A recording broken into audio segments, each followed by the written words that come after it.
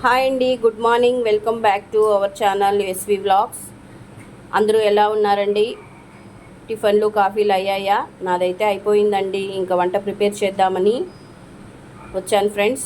నేను ఈరోజు కాకరకాయ వేపుడు తయారీ విధానం మీకు చూపించాలనుకున్నాను. ఆ తయారీ విధానం మీకు చూపిద్దామని వచ్చాను ఫ్రెండ్స్. దీనికి కావాల్సిన ఇంగ్రీడియంట్స్ అంతా చూపిస్తున్నాను. చాలా టేస్ట్గా ఉంటుంది, చాలా బాగుంటుంది. పిల్లలు కూడా ఇష్టంగా తింటారు. కారం కొంచెం తక్కువ వేసుకుంటే పిల్లలు ఇష్టంగా తింటారు. చేదనేదే ఉండదు. చూడండి, దీనికి కావాల్సిన ఐటమ్స్: తెల్లగడ్డలు, 3 ఎండుమిరపకాయలు, జీలకర్ర, ఎండు కొబ్బరి. కాకరకాయల్ని బాగా కడిగి ఇట్లా కట్ చేసుకున్నాను. దీని మీద ఉండే పీల్ అంతా తీసేసి, దీని లోపల ఉండే సీడ్స్ అంతా తీసేసి, లోపల పైన సాల్ట్ అంతా అప్లై చేసి ఒక 20 మినిట్స్ పక్కన పెట్టేయాలి. పక్కన పెట్టిన తర్వాత ఆ సాల్ట్ కొంచెం చేదుని అణిచేస్తుంది. అలా చేసిన తర్వాత మనము దీన్ని పౌడర్ చేసుకోవాలి. ఈ 4 ఇంగ్రీడియంట్స్ని మనము పౌడర్ చేసుకొని దీని లోపల స్టఫ్ చేయాలి.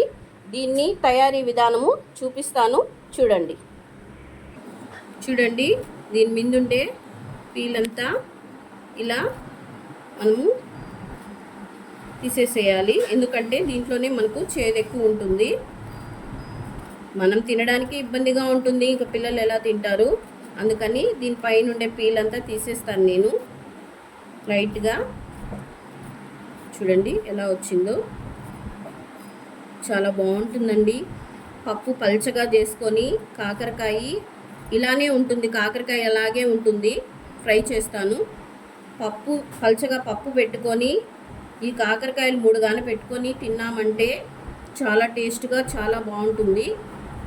పిల్లలు కూడా తింటారండి. చూడండి, ఇలా పీల్ తీసుకున్న తర్వాత మధ్యలో మనము కట్ చేసుకున్నాం. కట్ చేసి దీన్ని ఇలా తీసుకొని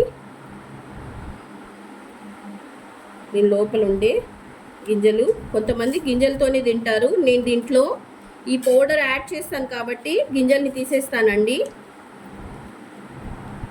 మీకు గింజలు కావాలంటే అలానే పెట్టుకోవచ్చు. చూడండి, ఇలా అన్నీ ఇలా పైనంతా పీల్ తీసి లోపల సీడ్స్ తీసేసి ఇలా కట్ చేసుకోవాలి.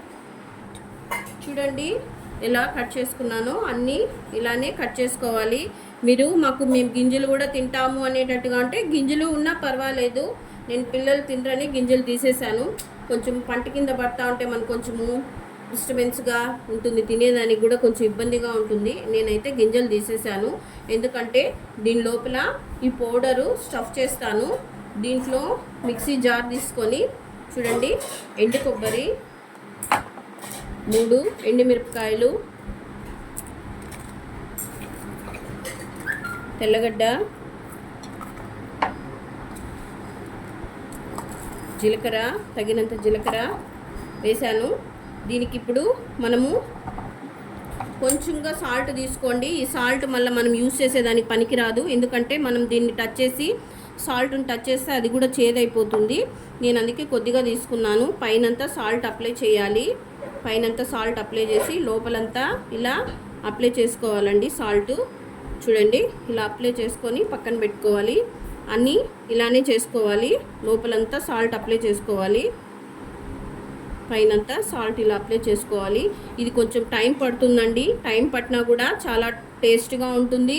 ఇది ఒక 1 వీక్ కూడా మనము ఊరగాయలాగా స్టోర్ చేసుకోవచ్చు. ఎప్పుడైనా మనం పల్చగా పప్పు చేసుకున్నప్పుడు కూడా యూస్ చేసుకోవచ్చు. దీంట్లో మనము ఆనియను, టమోటా అవన్నీ వేయం కాబట్టి, ఓన్లీ తెల్లగడ్డ, ఎండుమిరపకాయలు, ఎండు కొబ్బరి కాబట్టి ఇది 1 వీక్ అయినా స్టోర్ అవుతుంది. ఫ్రిడ్జ్లో పెట్టుకొని మళ్ళీ మనం తినేటప్పుడు కొంచెం స్టవ్ మీద ఒక చుక్క ఆయిల్ వేసి వేడి చేసుకొని తినొచ్చండి. చాలా టేస్ట్గా ఉంటుంది. చూడండి, అన్నిటికీ నేను ఇలా అప్లై చేశాను. అప్లై చేసి ఒక 20 మినిట్స్ పక్కన పెట్టేయాలి. ఈ సాల్ట్ అంతా దానికి పట్టుతుంది. ఓకేనా ఫ్రెండ్స్? దీన్ని ఆయిల్లో డీప్ ఫ్రై చేయాలి. డీప్ ఫ్రై చేసే విధానం మీకు చూపిస్తాను, చూడండి. ఇదిగోండి, డీప్ ఫ్రై చేసేదానికి కొంచెము లైట్గా ఆయిల్ వేసాను. ఆయిల్ వేసి ఇవి 20 మినిట్స్ అయిందండి. సాల్ట్ అంతా అప్లై చేశాను కదా, దీన్ని చూడండి దీని మీద క్లోజ్ చేసేసేయండి. అది బాగా ఫ్రై అయిపోవాలండి. ఫ్రై అయిన తర్వాత దాంట్లో నేను చూపించిన పౌడర్ అంతా దాంట్లో స్టఫ్ చేస్తాను. చూడండి చూడండి ఎలా ఫ్రై అయిపోయిందో, బాగా ఫ్రై అయిపోయింది. ఇది బాగా చల్లార్చి దీంట్లో ఆ పౌడర్ని స్టఫ్ చేస్తాను. ఇది వేరే బౌల్లోకి మార్చుకుందాము. చూడండి చల్లారిపోయినాయి. దీంట్లో ఇవన్నీ ఇంగ్రీడియంట్స్ వేసి పౌడర్ చేశాను. చూడండి కొబ్బరి, తెల్లగడ్డ, జీలకర్ర, ఎండుమిరపకాయలు అన్నీ వేసి నేను పౌడర్ చేశాను. చూడండి దీనిలో ఇలా స్టఫ్ చేయాలండి. కాకరకాయలో మీరు గింజలు కావాలంటే పెట్టుకోండి, నాకైతే వద్దని నేను తీసేసాను ఫ్రెండ్స్. చూడండి అన్నీ ఈ విధంగా స్టఫ్ చేసుకోవాలి. మనము నూనె వంకాయ తయారు చేసుకుంటాం కదండి, దానికి ఇలానే మనము మసాలా అంతా పట్టిస్తాము. అలానే కాకరకాయ అండి ఇది.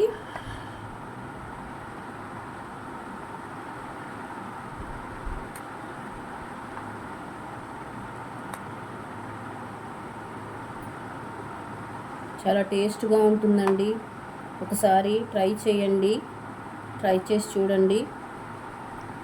చాలా టేస్ట్గా, అసలు నాకు ఇలా స్టఫ్ చేస్తూ ఉంటేనే తినాలనిపిస్తుంది.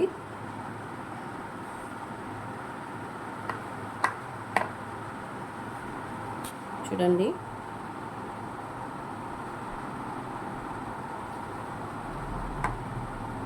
అన్నిట్లో ఇలా స్టఫ్ చేశాను. నేను మా పాపాయి తింటామండి, అందుకని మా కోసం కొద్దిగా తయారు చేసుకుంటున్నాను.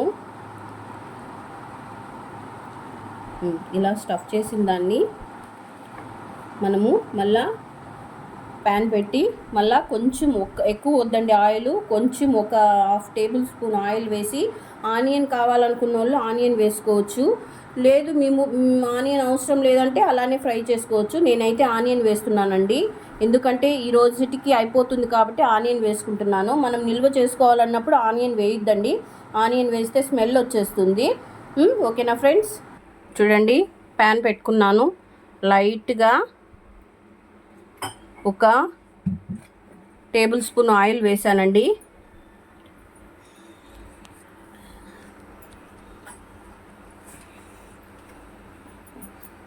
ఆయిల్ హీట్ ఎక్కిన తర్వాత లైట్గా చిటికెడు ఆవాలు, మనకు పచ్చెనగపప్పు కావాలంటే పోపు దినుసులు వేసుకోవచ్చండి. నేనైతే వేసుకుంటున్నాను. మా పాపకి ప్రతి దాంట్లో ఇవి పచ్చెనగపప్పు వేయాలంటే చాలా ఇష్టము. అవి లైట్గా వేగిన తర్వాత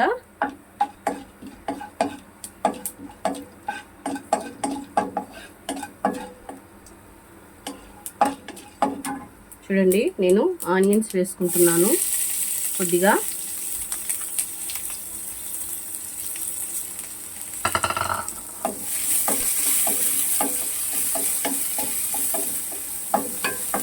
ఇవి లైట్గా బ్రౌన్ కలర్లో వచ్చేంత వరకు మనము వేపుకోవాలి.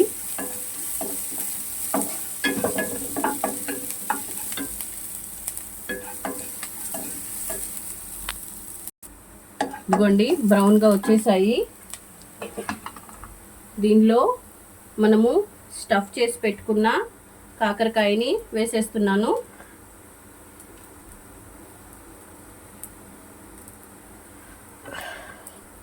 చూడండి ఆయిల్ కూడా ఎంత తక్కువ పడిందో. చూడండి ఇవన్నీ ఇలా ఒకసారి వేయించుకోవాలి. పర్వాలేదు, ఆ పౌడర్ బయట వచ్చేస్తుందేమో అనుకోవద్దండి, అదేం రాదు.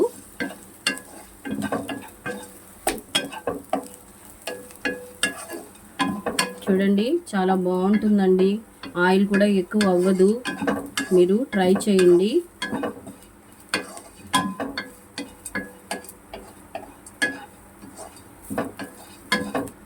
చూడండి, పౌడర్ ఏది బయట రాలేదు, అలానే ఉంది. అంతే ఫ్రెండ్స్, అయిపోయింది. దీన్ని వేరే బౌల్లోకి సర్వ్ చేసుకుంటాను. చూడండి ఫ్రెండ్స్, తయారైపోయింది కాకరకాయ వేపుడు. దీన్ని మనము ఇలానే తినొచ్చు, చాలా బాగుంటుందండి, ట్రై చేయండి. చూడండి, పౌడర్ కూడా మనకు అసలు బయటే రాలేదు. చూడండి, ప్రతి ఒక్కటి అలానే ఉంది. మీకు నచ్చిందని అనుకుంటున్నాను. నచ్చితే లైక్ చేయండి, సబ్స్క్రైబ్ చేయండి. ఓకేనా ఫ్రెండ్స్? బాయ్.